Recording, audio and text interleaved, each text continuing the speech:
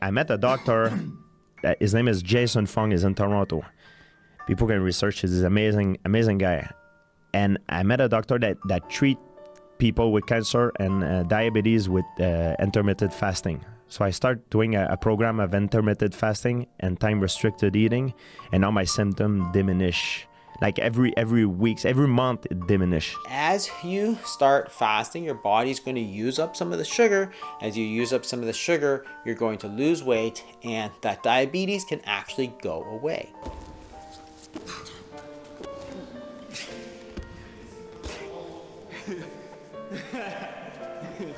Today is Ramadan, still Ramadan day, you know. Today we're fasting, so now it's like 5 p.m. almost, and after 2.5 hours we're gonna eat. The short takeaway from this is you probably want to think about and perhaps even engage in time-restricted feeding. Andrew goes on to say, in accordance with Ramadan, when the sun goes down, I eat the stone-cold food in my cell by myself. On the one hand of the scale, you got Khabib and GSP, elite athletes. Then you have your regular athletes, people who like sports, martial arts, athleticism. Then you have your normal person who's in a decent shape, they're not obese, they're not athletic. Then you get into obesity and getting overweight, your obesity or your BMI is not right. You're starting to put on fat, you got the belly fat going on, the rice belly. Then you get sick, okay? Then you get the diabetes, you get the heart disease. And then you die. I have two questions for you. Where do you fall on this scale? And do you want to fix it or not?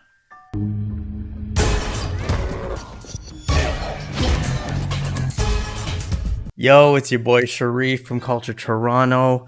And this video is going to be really cool. It is near and dear to my heart.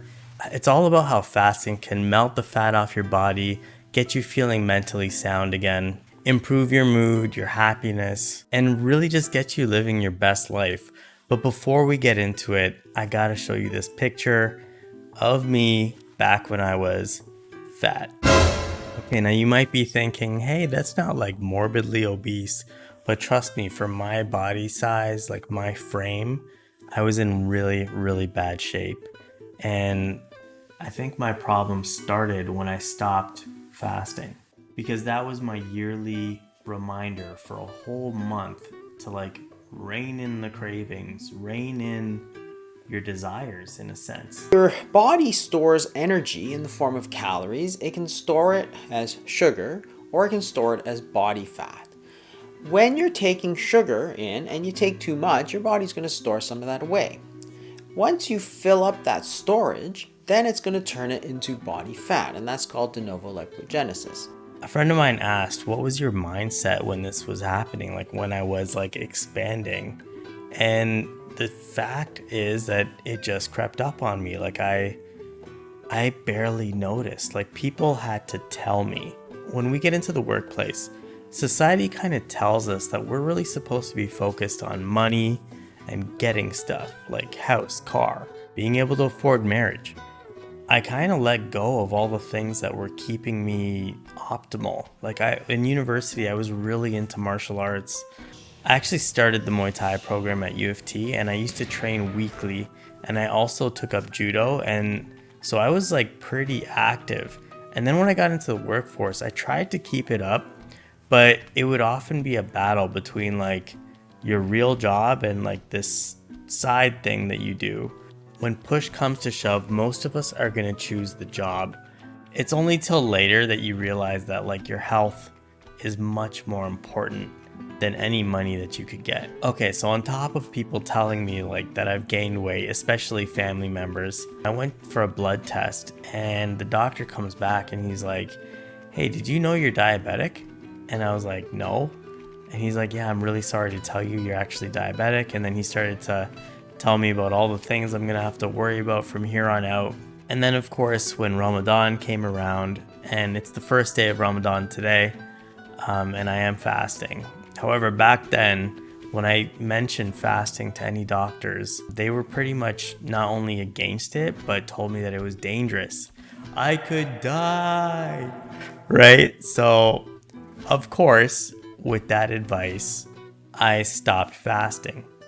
The floodgates opened. So I started measuring my blood sugar, but I just wasn't convinced that there was damage being done. When it comes to measuring blood sugar, a healthy range is between 5 to 7 millimoles per liter.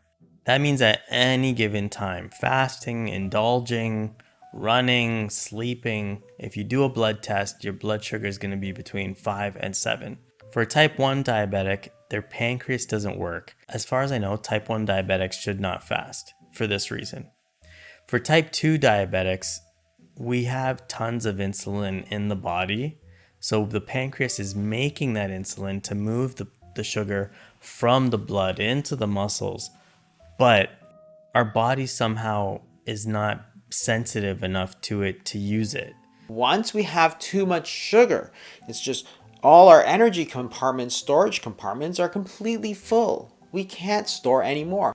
Anyways, when I would test my blood sugar, it really wasn't uncommon for me to have a reading of like 18.9 or like the next day, 21.8. So just for the record, when you go to a doctor and show them readings like this, they're really, really, really worried. So the sugar in your blood, if left in there, will damage pretty much everything it runs into. So like it will damage the tunnels it's in, so the veins and arteries. It will damage the organs it runs through, like kidneys and your eyes. And in some cases, it leads to amputation. As my body got worse and worse and the pounds came on and my blood sugar got out of whack and the doctors were alarmed and my family was urging me to lose weight, I started to feel it, finally. And I started to wonder, am I ever going to do Muay Thai again? Am I ever going to do judo again? Am I ever going to be able to do 10 chin-ups? Am I ever just going to have energy and just feel like alive and like ready to do shit? You know, I hit YouTube and I started to look up fasting and diabetes. Finally, I found this guy named Jason Fung. Or type 2 diabetes, that this is going to work, because once you understand that your body has too much energy, not too little energy, and remember, calories are a form of food energy, then you're just letting your body naturally use it up. That's precisely the reason you have those storage compartments of energy. The next thing that this naturally led to was thinking about what would man eat naturally out there? How would he eat? How would he sleep? What would he drink? He must be relentless.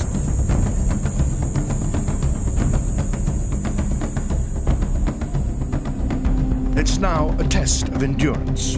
Who will collapse first, the man or the animal?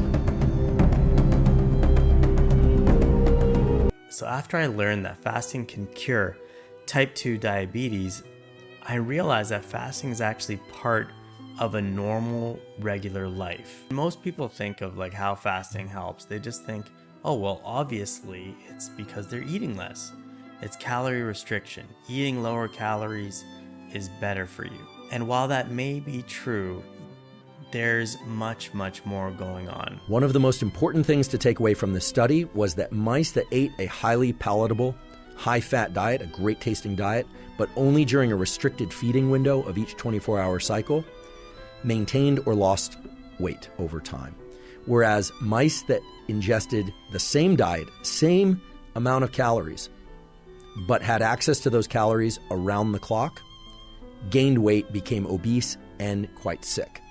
And as an additional second point, the mice that restricted their feeding window to a particular portion of 8 hours of every 24-hour cycle actually showed some improvement in important health markers. And what was even more incredible is that mice that only ate during a particular feeding window also experienced some reversal of some prior negative health effects. It's the eating within a restricted window that is doing something despite the calories that's actually making you healthy. And some of the ideas out there are that, you're cleaning out the food in your gut. So like there's less inflammation, so your body can actually heal. There's the idea of autophagy, where A Japanese scientist got a Nobel Prize for this by showing that when you are in a fasted state, your body actually starts repairing cells that are broken down, or cell machinery that's broken down. How could something so basic about human life not be passed down from generation to generation? Well, it has. I mean, look at every religious tradition. You got Ramadan for the Muslims, you got Lent for the Christians, you got Yom Kippur for the Jewish people. Pretty much every religious tradition, even many, if not all, in the East, like Buddhism, Hinduism, they have some sort of fasting tradition. The idea that indulgence is bad is ancient. Even in Christianity, they say it's harder for a rich man to get into heaven than it is for a camel to pass through the eye of a needle. Why is that? Because they live in so much excess that it's really hard for them to live a good, noble life. When Ramadan rolls around for the billions of people who are Muslim, it's a time to reel things in. You don't eat from sunrise to sunset, and you also abstain from other things like sexual activity. So you start to notice your cravings, like, oh my God, I really need coffee right now. Or like something sweet would like be just amazing, right? But you persevere, and the first week is hell. Don't get me wrong. The first week sucks. The second week also sucks. But by the end of the month, you're like a new person. You have control over all these cravings. You're even conscious about the water you put in your mouth. It actually takes a while for a lot of people to get back to like drinking as much as they want as usual. Okay, we got some blood.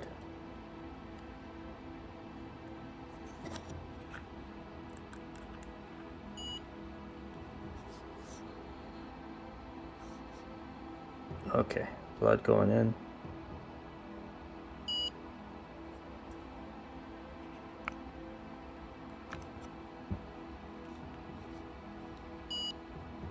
.8. There you have it. I mean, 5.8 is a really good reading, and the whole strategy has been fasting, keto, and exercise, and it just works. Like, sorry, do you need any more proof than that this will burn fat? It will increase your insulin sensitivity and correct the issues that come with being overweight, having too much fat, and all that kind of stuff. I mean, hope this helps.